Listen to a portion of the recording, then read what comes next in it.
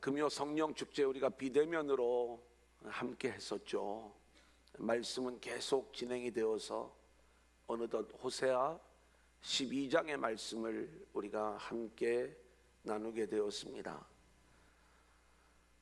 우리가 이 호세아의 이야기를 크게 세 등분으로 나누어 볼 수가 있다 말씀을 드리면서 1장부터 3장까지는 하나님이 호세아에게 말씀을 하시는 거죠.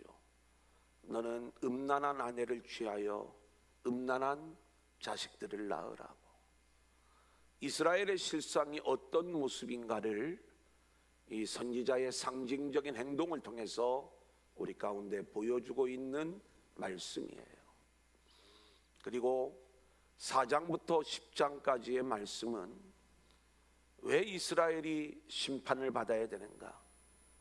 여러분, 호세아는 북쪽 이스라엘의 선지자로서 여로보암 2세 때부터 그리고 마지막 호세아 왕에 이르기까지 그 당시에 북이스라엘이 멸망해 가는 그 시대에 예언 활동을 했던 선지자라고 말씀을 드렸습니다. 북이스라엘만 멸망의 경고를 받는 게 아니라 남쪽 유다마저 하나님의 심판, 그것을 피할 수가 없었던 거예요. 그들의 죄악된 모습을 드러내면서. 근데 하나님은 그렇게 심판받아 마땅한 이스라엘의 모습이지만 11장 우리가 지난주에 나눴던 말씀부터 이제 14장까지의 말씀은 멸망으로 치닫는, 그리고 그렇게 멸망받아 마땅할 이스라엘을 하나님은 다시 구원하시고 회복시키시는 이야기. 코로나 시대에 우리가 반드시 붙잡아야 될 회복의 이야기를 우리 가운데 말씀해 주고 있는 것입니다. 그래서 우리가 지난주에는 하나님은 이스라엘을 고치시는 하나님이시고, 마치 어머니가 어린 자식을 대할 때 그 자식을 사랑하는데 자식이 힘이 없고 연약해서 또 잘못된 길로 나아가 어찌할 수 없는 그러한 상황이지만 하나님은 끝까지 포기하지 아니하시고 그 자식을 붙잡으시면서, 그리고 하나님의 불붙는 은혜와 긍휼과 사랑의 이야기, 그 마음을 주체할 수가 없어서 너희를 향한 내 마음이 불붙는 마음 같다고 이야기하고 있는 그 아버지의 마음에 대하여 우리가 지난주에 함께 말씀을 나누었습니다. 여러분, 부모님이 되신 분들은 어린 자식을 우리가 바라볼 때 가슴 아픈 마음으로 그 아이가 잘 세워지고, 그리고 잘못된 길을 간다 할지라도 그 아이를 고쳐주고 바른 길로 인도하고자 하는 그 부모의 마음을 알 거예요. 코로나로 인하여 하나님이 우리의 죄악을 드러내시고 또 우리가 어떠한 모습으로 하나님께 나와야 됨을 말씀을 드리면서도 하나님은 끝까지 우리를 치유하시고 고쳐주시면서 우리를 죄전으로 인도해 주시고, 그리고 마치 어머니가 그 아이를 품는 것처럼 우리를 품어주시면서 회복시켜 주시는 이야기. 이제 이 이야기의 연속성상에서 우리가 오늘 12장의 말씀을 함께 나누도록 하겠습니다. 자, 1절 우리 한번 같이 읽어볼까요? 시작. 에브라임은 바람을 먹으며 동풍을 따라가서 종일토록 거짓과 포악을 더하여 아수르와 계약을 맺고 기름을 애굽에 보내도다. 여러분, 이 내용은 우리가 8장 7절에서 비슷한 표현을 한번 본 적이 있습니다. 같이 볼까요? 그들이, 시작. 그들이 바람을 심고 광풍을 거둘 것이라. 여러분 한번 거기까지만 보세요. 여러분, 에브라임은요 바람을 먹으며 동풍을 따라가서 종일토록 거짓과 포악을 더하여 행하는 모습이다, 이렇게 말씀을 하고 있습니다. 지금 하나님은 이 에브라임의 멸망을 바라보면서 그 불붙는 긍휼의 마음을 어찌할 수가 없는 거예요. 그 이들을 고쳐주기를 원하고 이들을 회복시켜주기를 원하는데 이들이 어떤 모습의 삶을 보여주고 있는가? 이들이 먹는 건 세상의 바람이에요. 헛된 것을 먹고 있다는 거예요. 이들이 따라가는 것은 세상의 광풍, 세상의 동풍이에요. 이 동풍은 사막에서 불어오는 바람을 이야기하는데 이 바람은 아무리 불어도요, 그 바람이 가는 곳마다 오히려 식물을 건조하게 하고 죽이고 또 어렵게 만드는 이 바람이 바로 동풍의 모습이 되는 거예요. 여러분, 하나님이 저와 여러분을 창조하셨을 때 우리는 오직 성령의 바람을 따라가 하나님의 은혜를 흘려보내고 우리가 가는 곳마다 생명과 승리의 역사가 있기를 원하는데 아멘. 우리는 세상의 바람을 먹으며 그 세상의 바람을 따라가는 바람에 우리가 가는 곳마다 거짓과 포악을 더하여 결국 아수르와 계약을 맺고 기름을 애굽에 보내는, 우리가 하는 일이 거짓이요 포악뿐이 없는 것이고, 또 여기를 보면 아수르와 계약을 맺고 기름을 애굽에 보내도다 이렇게 말씀을 하고 있어요.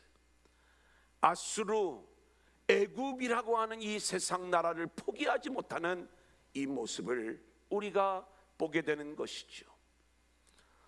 사랑하는 여러분, 우리 인생은 오직 하나님이 주인이 되시고 그리고 그 하나님만을 붙잡는 인생으로 하나님께서 저와 여러분의 인생을 이끌고 계시는 줄로 믿습니다. 아멘.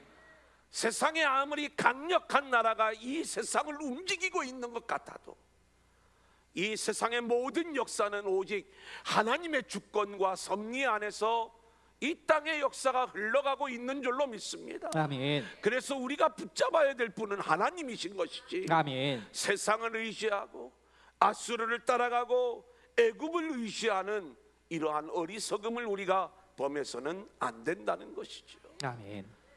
이 시대의 성도들도 마찬가지예요. 우리는 세상의 헛됨을 알면서도 여전히 세상을 포기하지 못해요.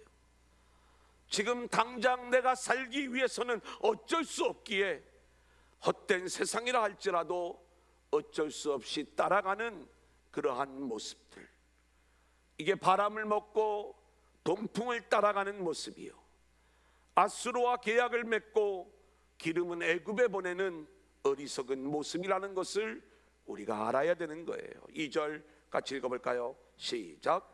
여호와께서 유다와 논쟁하시고 야곱을 그 행실대로 벌하시며 그의 행위대로 그에게 보응하시리라. 헛된 바람을 따라가는 유다와 야곱을 심판하시겠다는 거예요. 유다와 논쟁하신다. 이 논쟁한다는 얘기는 그들을 기소하고 판결하시겠다는 거예요. 그리고 야곱을 그 행실대로 벌하시겠다. 여기 행실대로 벌한다는 이야기는 단순히 죄를 한 번 지은 게 아니에요. 이 죄악으로 길이 나버린 모습을 이야기하는 거예요. 여러분, 우리의 모습을 보세요. 우리가 지금 이 코로나19로 인하여 어려움을 겪은 지가 1년이 지났습니다. 처음에는 하나님 우리가 잘못했어요, 한 번만 용서해 주세요, 다시 한 번만 기회를 주시면 우리가 철저히 하나님을 예배하고 그리고 하나님이 원하시는 그러한 참된 예배자로 우리가 세워질게요. 그렇게 기도하고 회개하는 모습을 보였지만 돌이켜보면 우리는 그 이전이나 또 지난 1년간이나 또 앞으로 우리의 모습들을 늘 바라볼 때에 그렇게 돼서는 안 되겠지만 늘 죄악으로 향하여 얼마나 길이 잘 나 있는지 나도 모르는 사이에 매일매일 그렇게 연약한 모습 속에서 죄 가운데 살아갈 수밖에 없는 우리들의 모습, 여기 행위, 행실, 그 내용은 반복적으로 죄를 지어서 죄악의 길이 나버린 모습을 이야기하는, 저는 오늘 이 밤 우리의 이 모습들이 철저히 깨어지기를 소망하고요, 그 모습을 우리가 하나님 앞에 고백하는 귀한 밤이 되어질 수 있기를 소원합니다. 아멘. 그래, 하나님이 이 부분을 심판하시고 보응하신다는 이야기는 뭐냐? 우리를 못 살게 구신다는 이야기가 아니에요. 이것은 하나님의 은혜의 간섭을 말씀하는 것입니다. 사랑하기에 벌 주시는 것이고, 이 벌을 통하여 결국 우리를 골탕 먹이고 너 당해봐라 이걸로 끝나는 것이 아니라, 결국 이 은혜의 간섭을 통하여 하나님은 우리를 회복시키시는 하나님의 일을 진행하시는 줄로 믿습니다. 아멘. 자, 3절로 5절 같이 읽어볼까요? 시작. 야곱은 모태에서 그의 형의 발뒤꿈치를 잡았고 또 힘으로는 하나님과 겨루되 천사와 겨루어 이기고 울며 그에게 간구하였으며, 하나님은 베델에서 그를 만나셨고 거기에서 우리에게 말씀하셨나니 여호와는 만군의 하나님이시라. 여호와는 그를 기억하게 하는 이름이니라. 저는 이 야곱의 이야기를 대할 때마다 어떻게 김근수가 그렇게 야곱을 닮았는지, 어떤 목사님들을 보면은요 정말 제가 봐도 목사님 같아.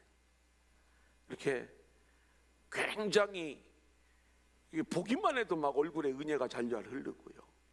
그리고 또 되게 뭔가가 좀 이렇게 갖춰져 있고 훈련되어져 있는 그러한 모습. 저는 늘 털털하고, 또 뭘 먹을 적에도 제 아내가 늘 하는 얘기, 좀 교양 있게 먹으라고. 근데 어떻게 그렇게 그렇게 안 먹어지는 걸. 그리고 어쩔 수 없어요. 생긴 건 그렇게 살아야지. 근데 이 야곱의 이 이야기들을 읽을 때마다 그 야곱이 참 그 내용이 저도 모르는 사이에 그렇게 위로가 되는 거예요. 왜냐하면 야곱이 그렇게 젠틀하지는 않았던 것 같아요. 제가 보니까 오히려 세상에서 좀 난 모습은 에서의 모습이었던 것 아니겠습니까?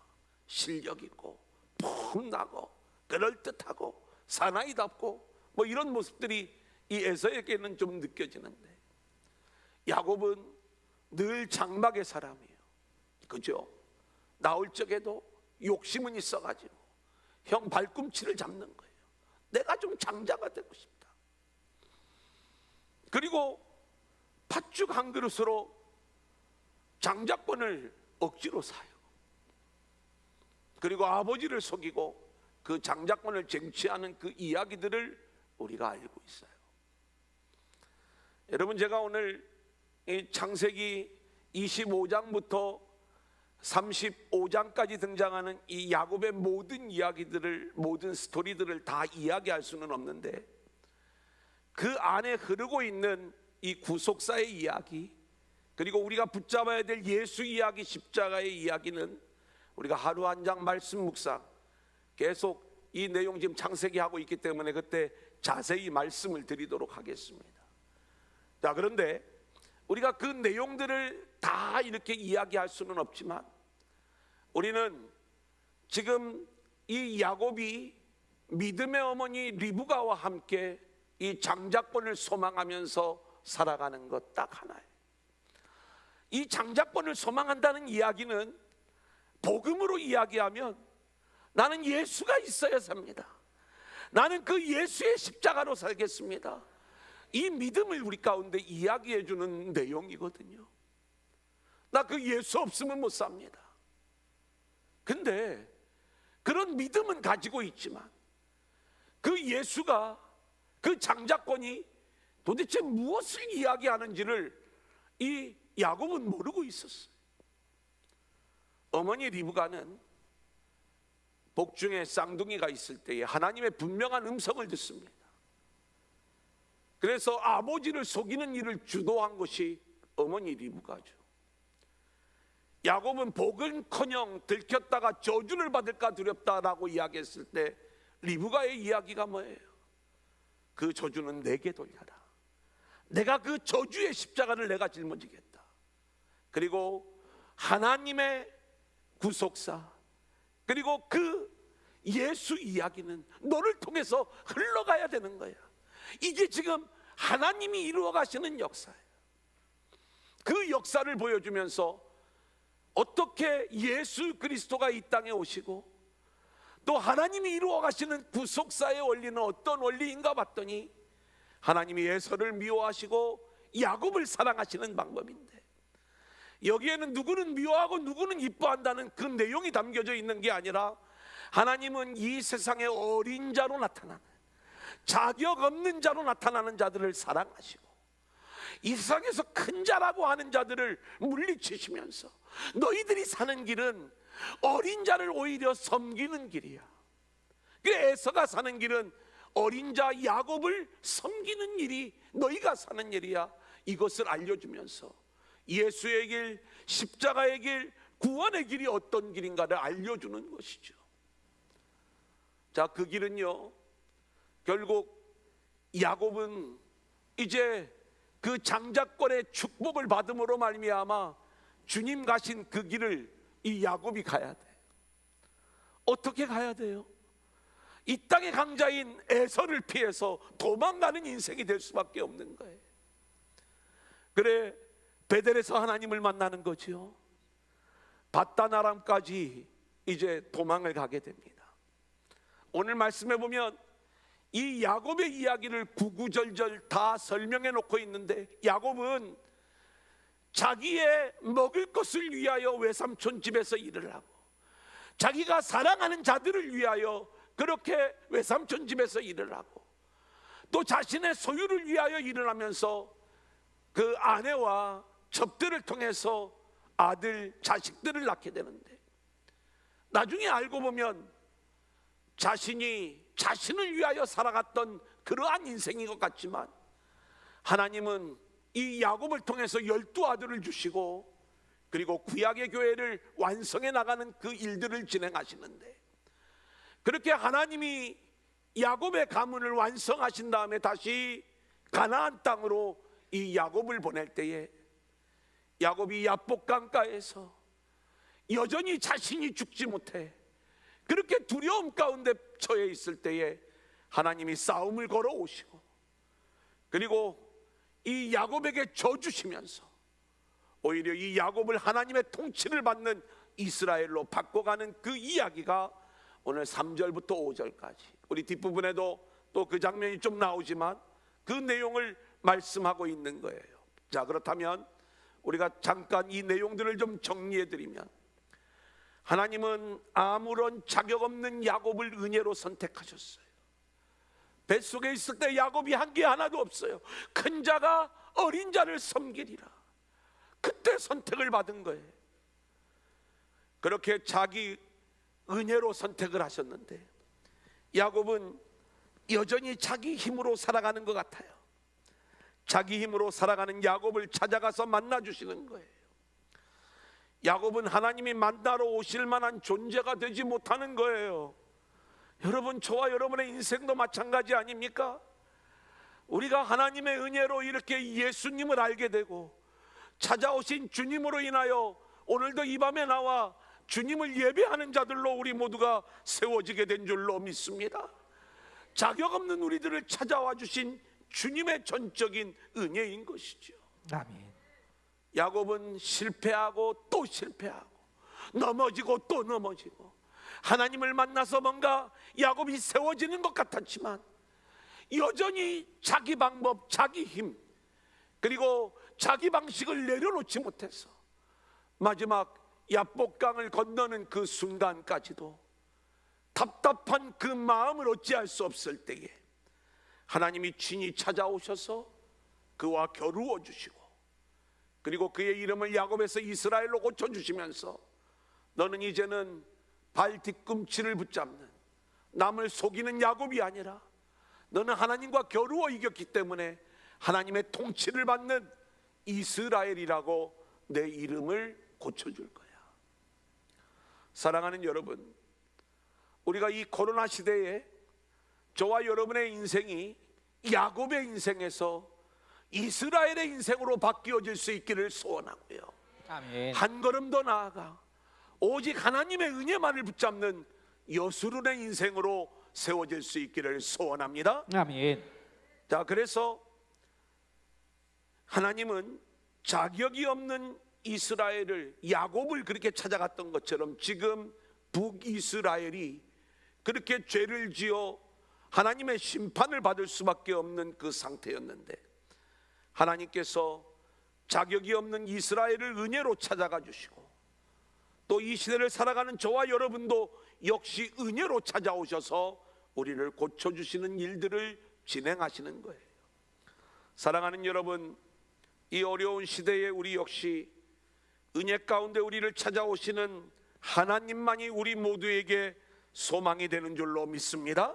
아멘. 그렇기 때문에 우리는 여전히 하나님의 그 사랑을 외면하고 엉뚱한 데 가서 사랑을 찾는 그러한 인생이 아니라, 하나님의 이끄심을 거역하고 내가 원하는 세상의 것에 목말라 하는 인생이 아니라, 오직 하나님께만 소망을 두고 하나님께만 돌아오는 저와 여러분들이 되어질 수 있기를 소원하는데, 아멘. 오늘 5절 말씀해 보니까 여호와는 만군의 하나님이시라, 여호와는 그를 기억하게 하는 이름이니라. 여호와, 구원의 하나님, 구원의 이름, 그 이름을 우리가 기억하게끔 하나님은 우리를 찾아오셔서 우리를 멸망의 길에서, 저주의 길에서 구원하여 주시는 줄로 믿습니다. 아멘. 자, 6절 같이 읽어볼까요? 그런즉, 시작. 그런즉 너의 하나님께로 돌아와서 인애와 정의를 지키며 항상 너의 하나님을 바랄지니라. 자, 너희 하나님께 돌아오라는 것은 사랑으로 우리를 만나주시는 하나님께로 돌아오라는 말씀이에요. 여기 보면 인애와 정의를 지켜라. 인애는 은혜를 말하는 거고 정의는 의를 말하는 거죠. 결국 뭘 얘기하는 거예요? 주님의 십자가를 말하는 것 아닙니까? 인애와 정의를 지키라는 이야기는 예수 그리스도의 십자가를 붙들고 살아라. 그리고 이제 오늘 말씀의 제목이죠. 항상 너희 하나님을 바랄지니라. 아멘. 항상 너희 하나님을 바라라는 이야기는 뭐냐면, 우리의 눈을 다른 데로 돌리지 말라는 얘기예요. 오직 하나님만 바라보고 살으라는 이야기예요. 아멘. 그러려면 저와 여러분의 인생을 하나님께 묶어버려야 아멘. 우리의 눈을 돌리지 않을 수가 없는 거예요. 우리에게 요만큼이라도 틈이 있으면요, 우리는 세상을 보게 되어져 있어요. 너희 몸을 하나님께 묶어버려라. 하나님을 우리 몸을 어떻게 묶어요? 말씀이 하나님이시죠. 우리는 매일매일 하나님의 말씀과 우리의 인생을 묶어서 그 말씀만을 바라보고 살아가는 저와 여러분의 인생들이 되어야 될 줄로 믿습니다. 아멘. 그게 하나님을 바라는 인생이 되는 거예요. 자, 넘겨볼까요? 두 번째 대지입니다. 7절 우리 같이 읽겠습니다. 시작. 그는 상인이라 손에 거짓 저울을 가지고 속이기를 좋아하는도다. 자, 이스라엘의 모습을 적나라하게 고발하고 있는 내용이에요. 그는 상인이라, 장사꾼이라는 얘기죠. 세상 것을 취하는 그러한 장사꾼이에요. 근데 이 상인이라는 말은 가나안으로도 번역이 되는데, 실제로 이 가나안 지역은 아주 교통의 요지가 되어서 이 지중해에서 육지로 들어가는 그 자리에 있는 게 가나안 땅 아닙니까? 무역이 활발한 지역을 말하는 거고, 제가 여러 번 배경 설명을 할 때 두로와 시돈이 얼마나 큰 부유한 지역이었는가를 말씀을 드린 적이 있죠. 그래서 바알 숭배의 중심지가 되는 것이고, 그리고 그렇게 이스라엘 백성들도 바알을 섬기고 그리고 물질을 사랑하는 자들이 되는 거예요. 여러분, 이스라엘 백성들은요, 출애굽을 할 때는 여호와 하나님을 붙잡았어요. 왜냐하면 이 하나님은 구원의 하나님이거든요. 그 구원의 하나님의 인도함을 따라 가나안 땅에 들어왔을 때 이들은 구원하신 그 하나님의 은혜를 붙잡는 자들이 되어야 되는데, 가나안 땅에 들어와서는 오히려 자신들을 풍요롭게 해주는 바알을 붙잡게 되더라. 여러분, 예수를 믿고 있는 우리들의 인생이 그런 모습 아닙니까? 세상 가운데서 이 세상의 포로가 되어 살아가는 우리들을 하나님이 구원해 주실 때 우리는 예수의 십자가, 구원의 하나님을 붙잡는 일에 열심을 보입니다. 근데 우리가 주의 전에 들어와 놓고서는 하나님의 영광, 주의 영광을 위하여 자기 십자가를 지고 주님을 따라가는 그 인생을 살아가는 것이 아니라 나의 종교적인 열정을 하나님 앞에 내놓으면서 나를 이 땅에서 강한 자로, 부유한 자로, 그럴듯한 자로 나를 세워달라고 그렇게 우리가 신앙생활을 하고 있더라. 바알은요, 예수를 믿다가 무당을 찾아가는 게 아니라 예수를 믿는 모양은 그대로 있는데 내 마음의 주인이 하나님이고 예수 그리스도가 되어야 되는데, 여전히 내가 내 인생의 주인이 되어서 내가 높아져야 하나님이 선한 것이고, 내가 강해져야 하나님이 옳은 것이고, 내가 제대로 막힘이 없이 뭔가 앞길이 형통하게 다 뚫려야 그게 나와 함께 하시는 하나님이라고 고백하는, 그게 바알인데 우리가 바알을 놓쳐버리는 그러한 어리석은 신앙적 삶을 살아가고 있다, 이 말씀인 거예요. 가나안 땅이 바알 숭배의 중심지가 되었어요. 하나님의 은혜로만 살아가야 될 가나안 땅, 하나님의 영광만이 드러나야 될 그 가나안 땅, 여러분이 예수 그리스도 안에 들어와 있으면 예수 그리스도의 이름만 높이고 오직 하나님의 영광만을 위하여 우리가 살아가야 되는데, 예수 안에 들어와 있음에도 불구하고 나의 영광에 갇혀버려 있는 이 바알이 내 인생의 주인이 되어버린 그 모습들, 에브라임이 그렇게 장사꾼이 되어버린 거예요. 그들이 거짓 저울을 가지고 속이기를 좋아하는 상인이 되었다, 이렇게 말하는 거예요. 8절 같이 볼까요? 에브라임이, 시작. 에브라임이 말하기를 나는 실로 부자라. 내가 재물을 얻었는데 내가 수고한 모든 것 중에서 죄라 할 만한 불의를 내게서 찾아낼 자 없으리라 하거니와. 여러분, 유대인들은요, 유대인이고 부자면 그들은 천국은 따놓은 당상이라고 생각을 했어요.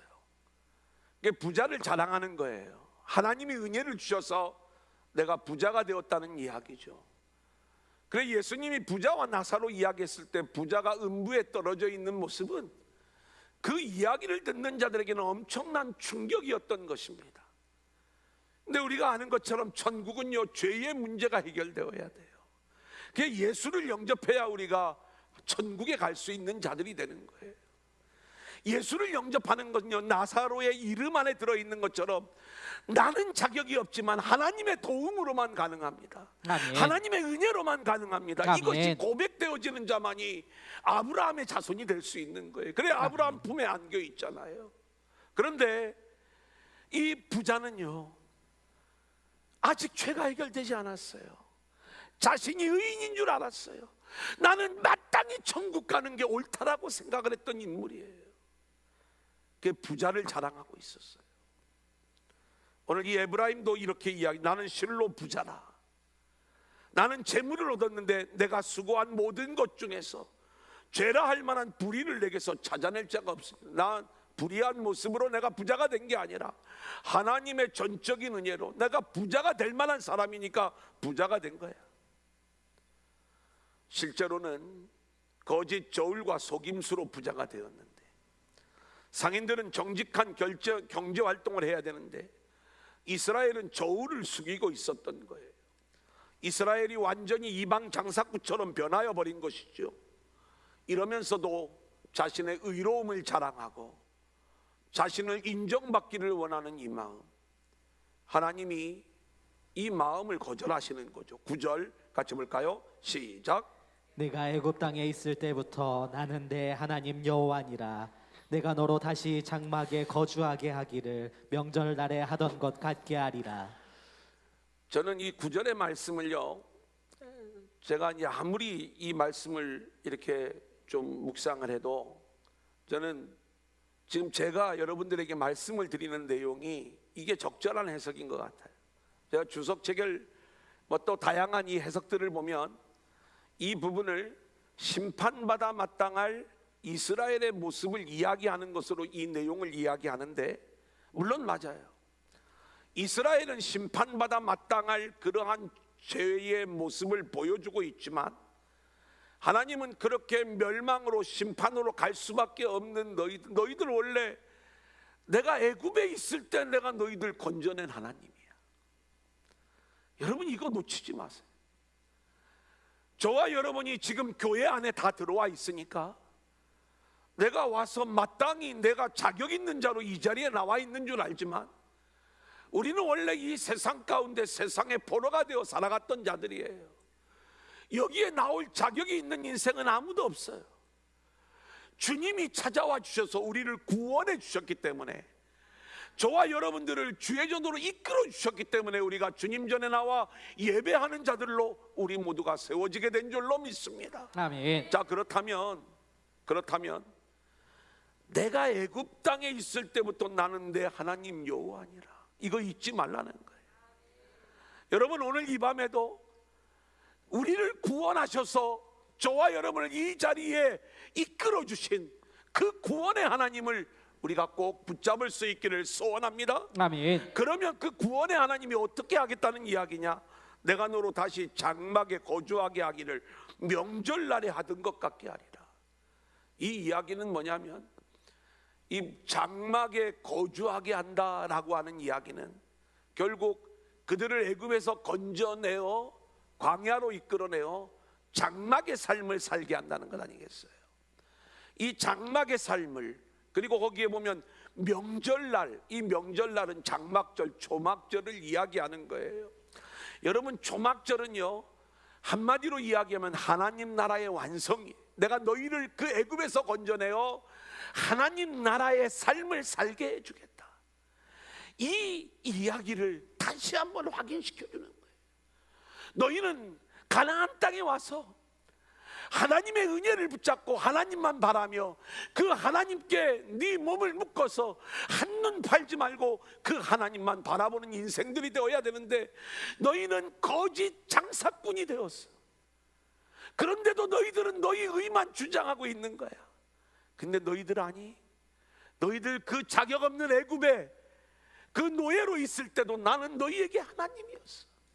너희들이 지금 죄를 짓고 있어도 나는 내가 너희 하나님됨을 포기하지 않을 거야. 그래서 그 죄 가운데서 또다시 한번 너희들을 구원하고 너희들을 회복시킬 거야. 여러분, 이 코로나로 인하여 우리의 죄가 드러나는데, 그 죄가 드러나면 얼른 회개하고 돌아와야 되는데, 우리는 여전히 나의 의를 주장하면서 회개하지 않을 그러한 모습을 보이지만, 하나님은 우리의 죄인됨을 다시 한번 드러내면서도요, 근데 너희가 세상의 포로로 있을 때 내가 직접 가서 너희들 구원해 오지 않았니? 너희들이 여전히 죄악 가운데 있구나. 그런데 내가 누구인지를 너희를 알아야 돼. 내가 애굽에 있는 너희들을 구원해내었던 것처럼 너희들이 여전히 죄 가운데 있지만 내가 너희들을 포기하지 않을 거야. 내가 너희들을 회복시킬 거야. 너희들을 찾아가서 내가 다시 너희들을 건져낼 거야, 이 얘기예요. 그래서 너희들을 장막의 인생으로, 여러분, 하나님이 장막이 되어 우리와 함께 거하시는 게 하나님 나라예요. 하늘에서 새 예루살렘이 내려오는데 하나님과 어린 양이 장막의 모습으로 우리와 함께하는 것, 그게 새하늘 새 땅의 모습 아닙니까? 그 일을 우리 가운데 이루어 주시겠다, 회복의 말씀을 우리 가운데 주시는 거예요. 오늘 이 하나님을 우리가 바라볼 수 있기를 소원합니다. 아멘. 10절을 볼까요? 내가 시작. 내가 여러 선지자에게 말하였고 이상을 많이 보였으며 선지자들을 통하여 비유를 베풀었노라. 여러분, 이 선지자는요, 궁극적으로 원래는 모세를 이야기하는 거예요. 한 선지자 모세를 통해서 하나님이 구원해 내신 그 하나님의 역사, 내가 선지자를 통하여 그 모형도 보여주었고 또 여러 번 말씀을 하신 그 하나님의 이 일들이 뭐예요? 우리를 구원해 내시는 일이에요. 그 일들을 내가 그만큼 너희들에게 보여주지 않았니? 11절을 볼까요? 길르앗은 시작. 길르앗은 불화한 것이냐? 과연 그러하다. 그들은 거짓되도다. 길갈에서는 무리가 수송아지로 제사를 드리며 그 제단은 밭이랑에 쌓인 돌무더기 같도다. 길르앗이 불의한 땅이 되었어요. 하나님의 은혜가 임했던 이 길갈이 우상 숭배지가 되었어요. 결국 그 제단은 밭이랑에 쌓인 돌무더기처럼 패망의 모습이 되어져 버린 거예요. 근데 하나님이 이런 죄악으로 무너져버린 이스라엘을 포기하시지 않겠다는 거예요. 소망은, 회복의 길은 오직 은혜의 하나님에게 그 소망이 있게 되는 줄로 믿습니다. 아멘. 12절을 볼까요? 야곱이 시작. 야곱이 아람의 들로 도망하였으며 이스라엘이 아내를 얻기 위하여 사람을 섬기며 아내를 얻기 위하여 양을 쳤고. 여러분 보세요. 야곱이 걸어갔던 그 길이요, 그가 하나님의 어떤 구속사나 복음을 붙잡는 인생이 아니라 자기를 위한 인생인데, 하나님이 기가 막히게 이 야곱을 통하여 구약교회를 완성해 나가시는 거예요. 여기 말씀해 보면 아람의 들로 도망가고 아내를 얻기 위하여 사람을 섬기고 아내를 얻기 위하여 양을 쳤는데, 이 일이 결국 하나님이 하시는 일이었다. 하나님이 그 사람의 일을 하나님의 일로 바꾸어 주시는 거예요. 그래서 구약교회가 완성이 되어지고, 결국 이 야곱을 통하여 하나님이 이스라엘을 부를 때 내 사랑하는 야곱아, 나의 이스라엘아, 나의 사랑하는 여수르나, 이 야곱의 이름 세 가지를 우리가 잊지 말라고 그랬죠. 그렇게 불러주시는 거예요. 자, 마지막 13절 14절 우리 같이 보겠습니다. 시작. 여호와께서는 한 선지자로 이스라엘을 애굽에서 인도하여 내셨고 이스라엘이 한 선지자로 보호받았거늘 에브라임이 경노하게 함이 극심하였으니 그의 주께서 그의 피로 그의 위에 머물러 있게 하시며 그의 수치를 그에게 돌리시리라. 하나님께서 모세를 보내서 이스라엘을 애굽에서 인도하셨는데, 이 모든 것이 하나님의 은혜요 긍휼이라는 거죠. 아멘. 이스라엘이 살 수 있는 것은 오직 하나님의 은혜에 있는 것인데, 그런 그들이 자신의 부자됨을 내세운다면 여러분, 이것이 얼마나 하나님의 진노를 불러일으키는 일인가 우리는 알아야 되는 거예요. 마지막 묵상을 볼까요? 우리의 모습을 보면 우리들 역시 물질이든 영적이든 우리는 스스로 부자로 살기를 원합니다. 여러분, 이 부자의 모습을 보여주었던 대표적인 인물들이 바리새인들이라고 말씀을 드렸죠. 바리새인들은 하나님 앞에 내놓을 게 많은 거예요. 내놓을 게 많은 자들이 독사의 자식이 되는 거예요. 너희는 하나님의 은혜를 몰라. 결국 그 본질이 다른 자들이에요. 스스로 부자라고 생각을 해요. 내놓을 것이 많다. 부자가 되고자 하는 것은요, 주님 없이 살겠다는 얘기예요. 단순히 물질이 많은 부자를 얘기하는 게 아닙니다. 자기를 그럴듯한 존재로, 그리고 하나님 앞에 뭔가 내가 충분히 내놓을 것이 많이 있는 존재로, 그렇게 자기를 스스로 인정하는 거예요. 이런 자들은 은혜로 사는 것이 아니라 자신의 능력과 자신의 힘과 자신의 수단과 자신의 방법으로 살아가는 자들이죠. 이들은 은혜를 붙잡을 수가 없습니다.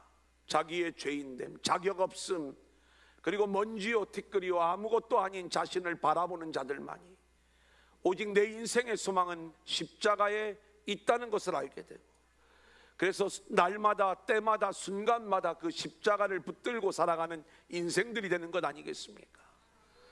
여러분, 여전히 자기 힘으로 살아가고 있습니까? 아니면 하나님의 은혜로 살아가고 있습니까? 오직 하나님의 은혜로만 살아가는 저와 여러분들이 되어질 수 있기를 소원합니다. 아멘. 오늘 말씀을 정리합니다. 이스라엘은 여전히 죄 가운데 있어요. 그런데 하나님은 그러한 이스라엘을, 나는 너희가 애국에 있을 때에도 너희의 하나님이었다. 너희가 지금 여전히 죄 가운데 있지만 내가 너희들을 구원할 거야. 그리고 다시 장막의 인생으로 하나님 나라를 누리는 자들로 너희들을 세워나갈 거야. 그러니까 이제는 네 힘으로 너를 자랑하고 너의 영광을 위하여 살지 말고 오직 하나님의 은혜로만 살아. 오직 하나님만 바라보는 인생들이 되어야 돼. 세상 바라보지 말고 한눈 팔지 마. 오직 하나님께 너를 묶어버려야 돼. 말씀에 묶여 있어야 돼. 그리고 다른 것 바라보면 안 돼. 오늘 이 말씀을 붙잡고 우리가 함께 기도하며 나아가는 밤이 되어지기를 소망합니다.